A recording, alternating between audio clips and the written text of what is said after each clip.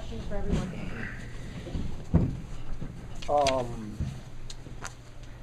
Real proud of our guys, especially these two guys that are here right next to me. It's for them to come out and go into an opposing arena in the league and with a crazy atmosphere. Credit to the Auburn folks, the atmosphere that's been built here. I remember coming here 3 years ago, and you guys have been around me. I don't need quiet arenas. That doesn't help me. You know, I need people screaming so no one can hear me too much. But for them to come out and play as well as we played is a credit to them. And then when Auburn made their push, the two guys that made the plays to help us rebuild the lead were these two guys, and then Michael's offensive rebound that was unbelievable. But credit these guys. Credit these guys, and real good win for our guys. Lamo, last few games have not been especially strong for you. Just what changed today, especially after they had cut it to 5 and you had those two back-to-back baskets? Nothing really. I was just in the place to make the plays, and I did them. Usually, if I am in the right place at the right time, I try to do my best to help the team, and I was there today. The last few games, just what's been kind of holding you back? And you had 3 straight 17-point games early in the year, and then these past few, just what's been the problem? I'm not sure. I'm just trying to figure it out and come back to be the same guy and to play the same way in conference. Kind of the same question for you, but you're really starting to put some good games together. 22-7 today. Are you feeling as comfortable as you've been in a while out there? Yeah. I mean, I've been comfortable all year. It's just that last couple games been my day. The season is having our team is not based on one person needing a good game. It's, anybody can step up, and the last couple games has been me, and today it's been Big L. So, like for Saturday, you never know who's going to step up. So, it's just lately the couple games have been my days. For both of the players, is it clearing a little bit of a mental hurdle for you guys to get off to a strong start in SEC play last few years around here? In a slow start in league play? Yeah, definitely.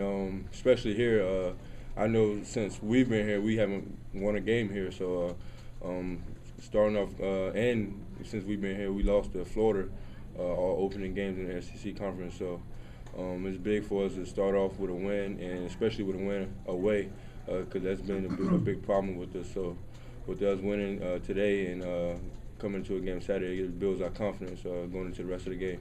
Sam, Lamo, you guys have obviously won 13 straight to open it. Does it feel different after winning this one? Because there were still some folks out there saying, well, they haven't done it in the SEC yet. Does this win feel a little bit different? No, they all feel the same. We attack every team just like anybody. We focus on it's one game at a time, one win at a time. We don't look at no team no different. We don't look down on no team no matter who they are. We just come in, focus, and approach them all the same. Frank, what was it like seeing your team grow up a little bit there when Auburn cut it to 5 and 6 late in the game? You're on the road in this environment. They're able to kind of push it back up to double digits. It was good. I mean, I wasn't planning on calling a timeout because I wanted us to handle that moment. I called the timeout so I could put Limonis in the game. I needed to make a substitution. But we've kind of been through this year. Like last year, we'd never build a 15-point lead. We'd build a 8-point lead, and we'd get to that 5-minute mark, and then we'd doubt whether we can win. We wouldn't make a shot. We wouldn't get a stop, whatever it might be. Today, in the previous, 10 or 14 games or so, when teams have made a push at us, our guys have settled down. They haven't worried about the situation. They've worried about the next play, and that's the only thing you can control. You can't worry about that we had a big lead. I told them before the game. They've been through it. They understand. To win a conference game, you have to play 40 minutes. You can't play 38 and then the last 2 minutes. Got to play 40. That's kind of what we did today. We built the lead. Auburn, they're real good. They average 80-some points a game here at home. They come at you. Bruce has done a great job. The atmosphere in that building has become tremendous. It's our guys held the fort down. They made the push. I made the substitution. We scored coming out of the timeout, and then we got some stops, and we got that thing back up, I think, to 15. That gave us the cushion we needed to figure out a way to close it out. Frank, how good was it that when Auburn made its run, you could lean on your veterans, your seniors, the guys that have been here to really get that lead back to where it needed to be? Yeah, if you saw it in the second half, you heard what they said, how they started conference play. It had nothing to do with trust or guys not practicing well or whatever before anyone wonders why certain guys didn't play or whatever it may be. Today, I was riding with them. These guys deserve the opportunity to close out a game, to win on the road, to start conference play 1-0.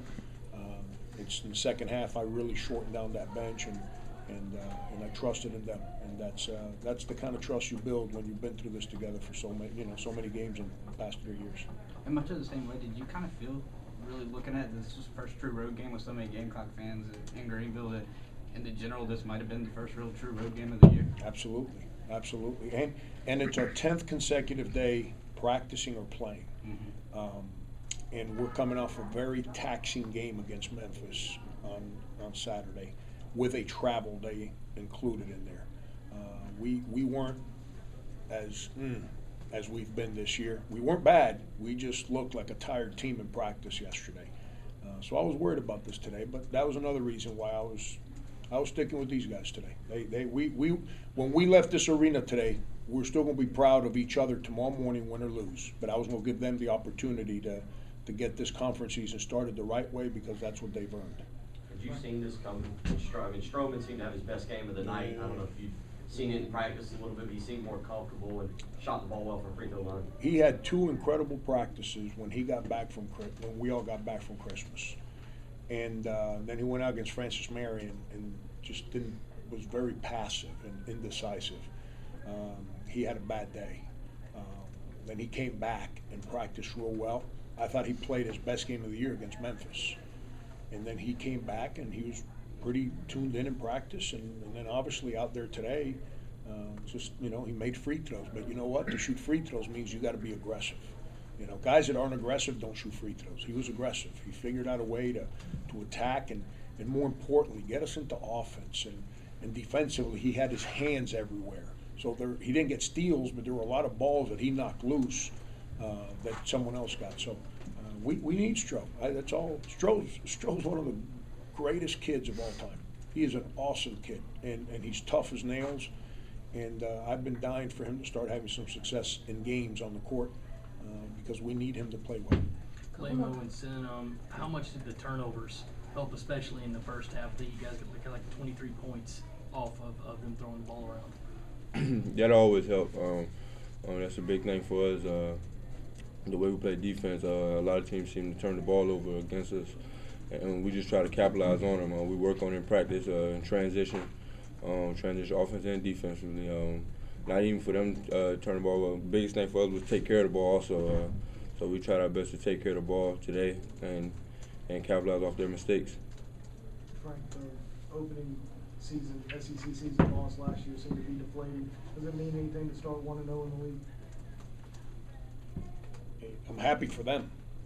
It's kind of what I said at the end of the press conference the other day.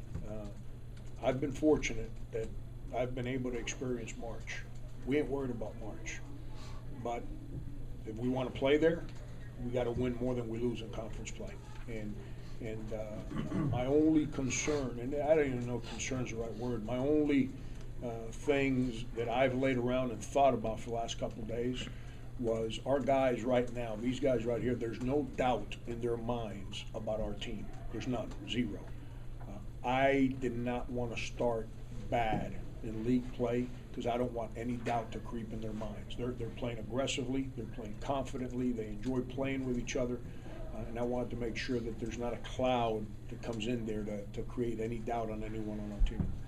One more question, one more time, or time for one more question. Anybody? Coach Martin, coming in 13-0 on the road to an SEC conference game, winning your first opening game, how much of a confidence builder is that for you as a coach with these veterans on the team? Yeah, with me, I've trusted these guys from day one. They're awesome. I'm happy for them that they're tasting the rewards that come with doing things the right way.